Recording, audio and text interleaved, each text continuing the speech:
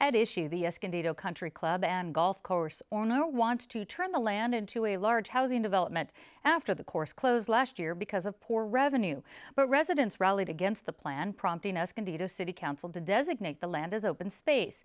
In November, voters will decide if a revised plan that includes homes and open space should move forward. Joining me with the details are developer and course owner and supporter of Proposition H, Michael Schlesinger, and Rick Elkin, a realtor and campaign volunteer for No on Proposition H.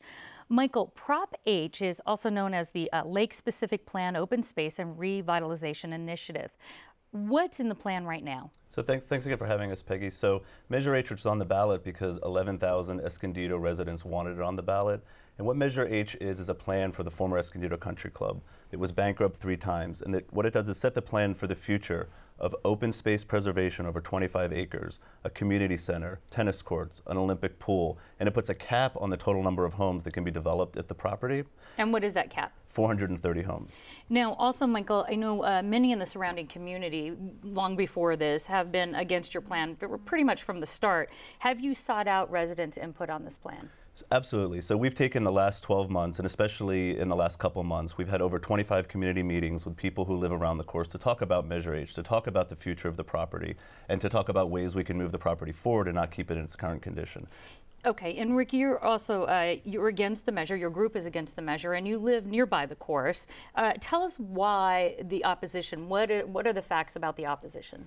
Well, we just don't think it's a good plan. First of all, in fact, I think it's as bad a plan as you could dream up. The properties in the Escondido Country Club area were always designed to be built around the golf course. The original planners and the City Planning Commission back in 1963 designated that open space and densified the properties around it so that they would have views of it and allow the development of that kind of a country club atmosphere. So we just feel that right now putting 430 homes on it is going to completely change the face of the community permanently and negatively. And right now, the golf course is closed, so it doesn't look quite the same.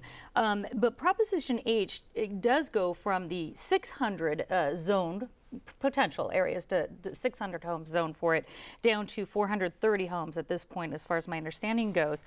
Would you be okay with any kind of compromise on that? I mean, that was cut by a little. Well, the problem we have right now is we have an initiative which really just has a yes or no answer. We can't vote maybe.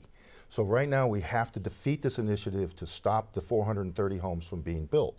At that point, we'll sit down with the owner and we'll talk about any kind of solutions we can come up with, as long as there's a premium on open space and it's a win-win for both the homeowners in the area, for Michael or whoever happens to be the owner at that time, and the city. So we just feel that this is a kind of a all-in proposition, and at this point we don't have any other choice but to say no. Do you have a plan to present? Well, no, I'm not a developer and I'm not a home builder. I've been involved in the building industry for almost 30 years and I've worked on many tracks around Southern California, large tracks and small ones. I just don't feel this is the right combination of benefits for the homeowners. And Michael, you filed a lawsuit against Escondido City for their open space designation of the land.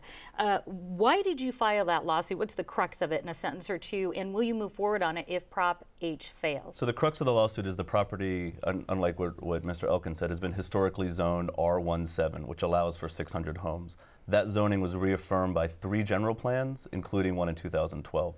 When the city passed the illegal initiative to change the zoning from being zoned for 600 homes to a new zoning designation for open space park that doesn't currently exist, they took the economic value out of the land. So we're suing to restore the historical zoning. And Rick, if Prop H doesn't pass, and you touched on this a little bit, what's the next move going to be for community members? Well, really, at that point, we're at a big disadvantage. That's why we're here. We have to stop this so that we can get some input on what the results are going to be. And we don't feel like we've had that. Right now, it's all houses, and that's not going to enhance the community. In fact, it's already had a negative impact on the property values. You know, when people buy a house, they pay a premium for a golf course view or city lights view. it adds about $50,000 to the value of a home. When you take that away, you've essentially stolen some equity from that homeowner. So we have a real human tragedy around the golf course. All right. Well, unfortunately, we're out of time. There's so many issues left unresolved here that we'd like to talk about, but people can find out about it on our website, kpbs.org. Rick Elkin and Michael Schlesinger, thank you so much. Thanks for having us.